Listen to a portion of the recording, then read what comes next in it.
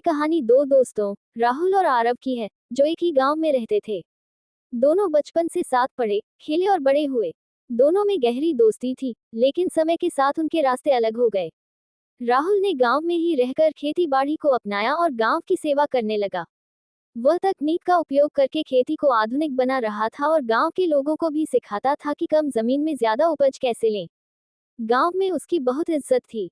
दूसरी ओर आरव शहर चला गया और एक बड़ी कंपनी में नौकरी करने लगा। शहर की चकाचौंध और तेज रफ्तार जिंदगी में वह खो गया। धीरे धीरे वह गांव और पुराने दोस्तों से दूर होता गया। हालांकि उसका जीवन आरामदायक था, पर मन के भीतर कुछ खालीपन था। एक दिन कंपनी ने आरव को कुछ दिनों की छुट्टी दी। वह वर्षों बाद गांव लौटा। वहां का शुद्ध हवा, शांत वातावरण और लोगों की सादगी देखकर वह भावुक हो गया।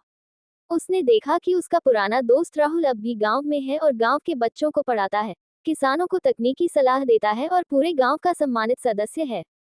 आरव ने राहुल से पूछा, तूने इतना सब कुछ गांव में रहकर कैसे कर लिया?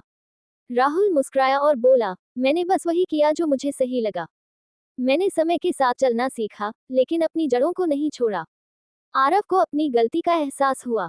उसने समझा कि तरक्की का मतलब सिर्फ पैसे कमाना नहीं होता, बल्कि समाज के लिए कुछ करना, अपने लोगों से जुड़ाव और सच्चे रिश्ते बनाना असली सफलता है। उसने राहुल से वादा किया कि अब वह भी गांव के लिए कुछ करेगा। आरव ने अपने अनुभव और तकनीकी ज्ञान का उपयोग करके गांव के स्कूल में कंप्यूटर लैब बनवाए और युवाओं को डिजिटल